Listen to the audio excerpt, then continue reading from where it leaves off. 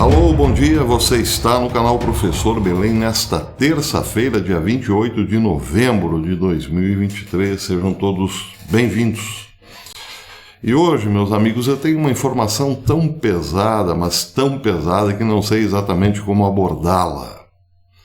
Talvez por aproximações sucessivas, como diria o general Mourão, agora senador, não é? Pois é, aproximações sucessivas. Então, quem sabe, conte uma historinha, bem curta, claro, para não incomodar aos amigos.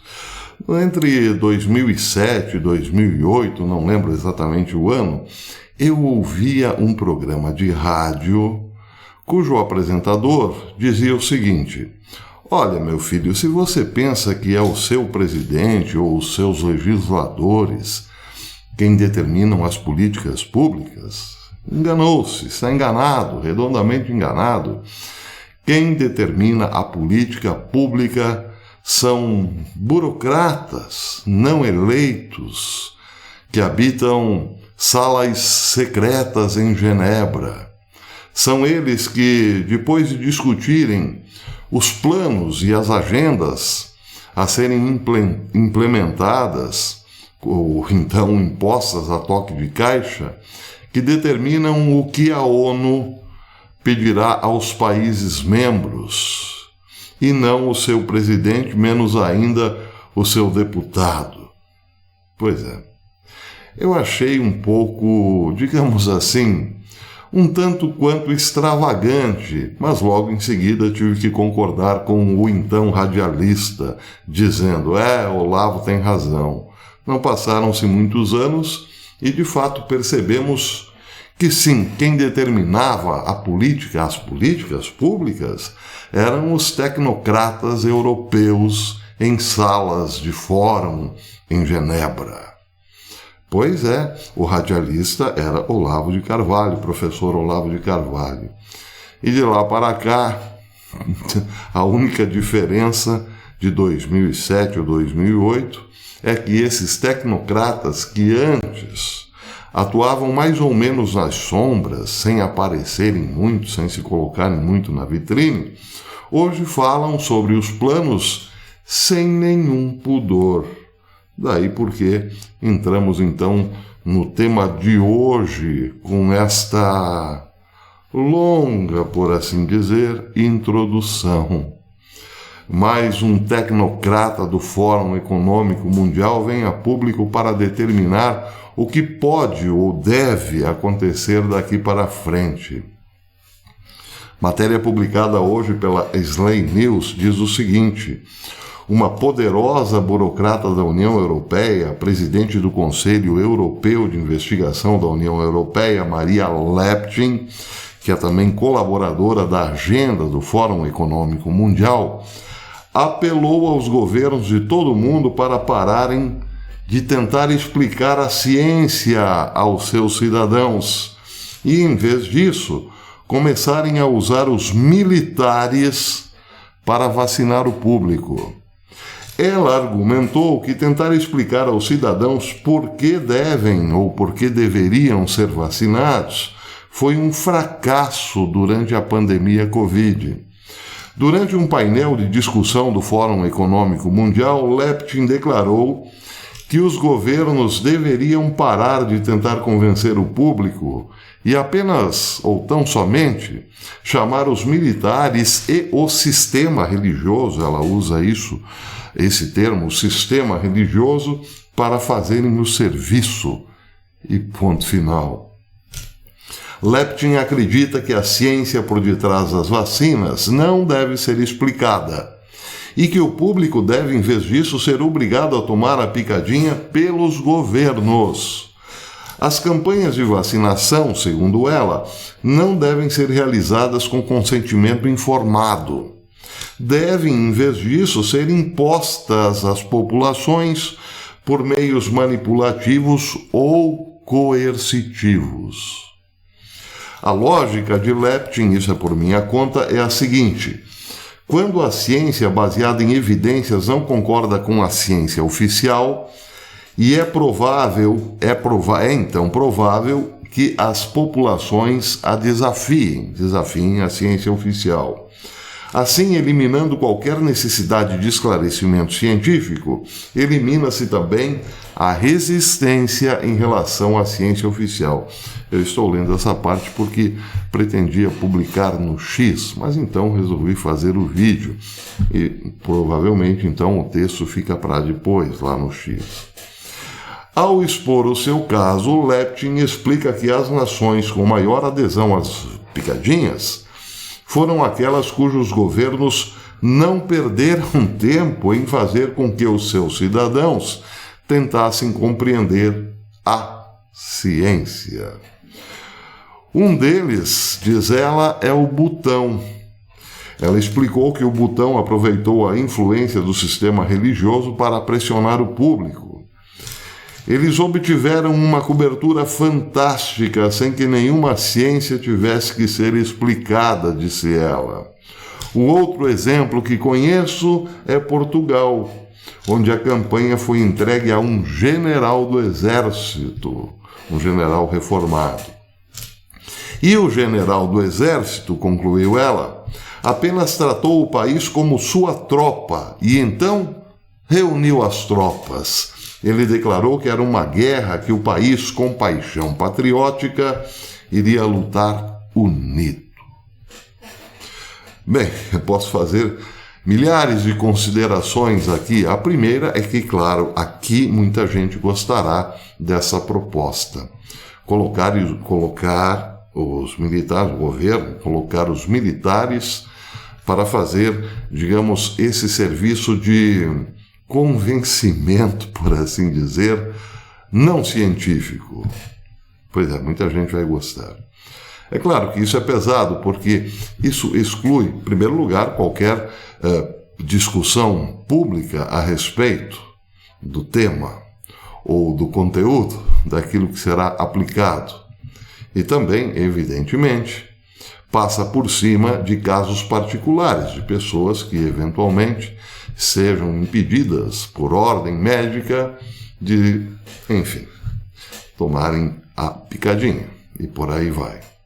É o Estado totalitário de George Orwell na prática. E só depende, evidentemente, da colaboração dos generais e depois, claro, de todo o oficialato.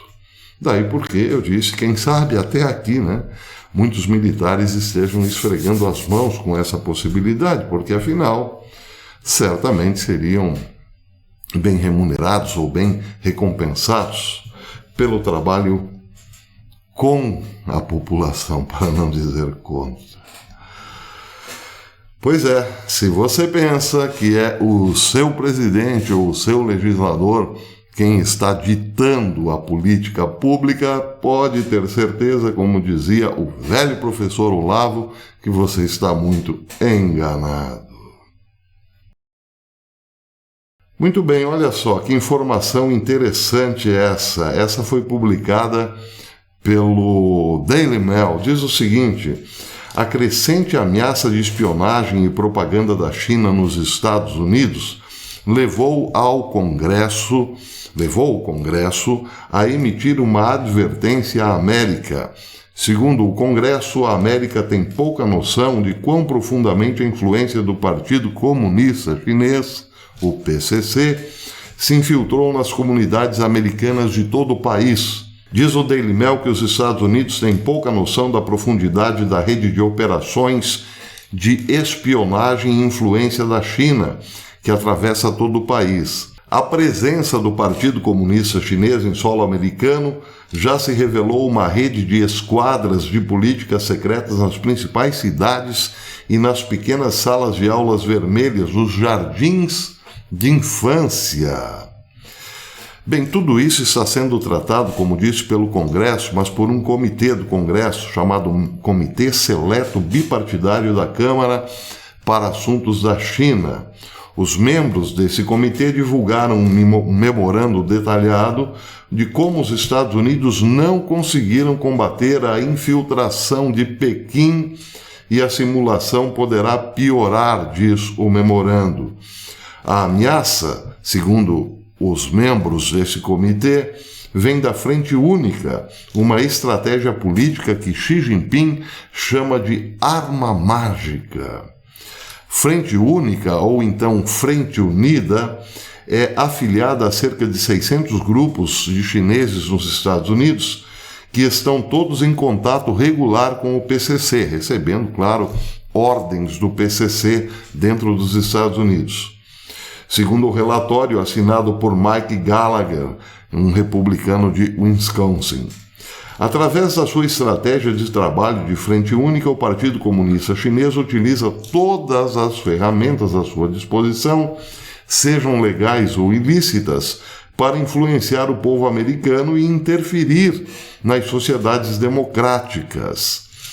Um aspecto importante, mas pouco compreendido da desinformação, propaganda e esforços de influência do Partido Comunista Chinês, tanto na RPC, na República Popular da China, como no estrangeiro, é o sistema de Frente Unida. Este memorando de referência fornece informações sobre as atividades da Frente Unida e pode ser um guia potencialmente útil para abordá-las e combatê-las, acrescentou Raja Krishnamurti, um democrata da Califórnia e também membro do Comitê Bipartidário da Câmara. Ao fim e ao cabo, diz o Daily Mail, o objetivo do trabalho da Frente Unida é ajudar a China a assumir o controle de Taiwan e estabelecer uma nova ordem global que gira em torno dos valores e interesses do PCC. Bem, na verdade não é esse o objetivo final, o objetivo vai muito além disso. Se você não entendeu quase nada até agora, tentarei explicar de forma bem simples. Quando você vê, por exemplo, um democrata ou mesmo um republicano de alto cargo no partido, dizendo que os problemas da China são distorcidos aqui no Ocidente, pode ter certeza que essa pessoa ou trabalha para um desses grupos, ou melhor, para a Frente Unida, ou simplesmente está sendo influenciada por ela. Agora, quando você vê um coletivo, um grupo enorme de pessoas indo para as ruas em protesto contra o modo de vida norte-americano, pode ser também que essas pessoas tenham sido influenciadas pela Frente Unida. E quando você vê celebridades de Hollywood falando que a China cuida mal das suas minorias porque o Ocidente inventou isso como propaganda anticomunista, é claro que essas pessoas também foram influenciadas pela Frente Unida. É aquele velho discurso. Dizem que os uigures são maltratados na China, mas eu estive lá e é pura conversa. Lá eles são bem tratados, está tudo legal lá na China. Aliás, o país cresce como nunca cresceu antes e todo mundo está vivendo muito bem, obrigado. É exatamente isso que faz a Frente Unida. Ela vai criando uma mentalidade dentro da América contra a América. Uma mentalidade dentro do Ocidente contra o Ocidente, demonizando tudo que vem do capitalismo malvadão e valorizando tudo que vem da China, por exemplo. Pois é, esse então é o efeito prático da Frente Unida. Uma arma mágica, como disse Xi Jinping. E é mágica mesmo, porque de repente você se dá conta que num passe de mágica, o seu filho, a sua filha, o seu sobrinho, a sua sobrinha, já não está nem aí para os valores judaico-cristãos da nossa civilização. Antes, muito pelo contrário. E quando você vai puxando o fio de Ariadne, dá exatamente nisso. Na Frente Unida, na arma mágica. Por enquanto é isso. Até depois, se Deus quiser. Two of the countries which were most successful in getting good coverage of vaccination based this not at all on getting their citizens to try and understand the science. One is Bhutan, where they were very successful in preparing a campaign and involved. They asked, they were sensitive to the country's needs, to the citizens' needs, involved in informing the religious establishment, and in fact using them in finding the right time and date. And they got fantastic coverage. No science was explained. The other example I know of is Portugal, where the campaign was handed to a retired army general. And the army general just treated the country as his troops, and he rallied the troops. He declared it as a war that the country, in patriotic passion, was going to fight together. And they had up there, I think they were leading in Europe, if not the world. So, no science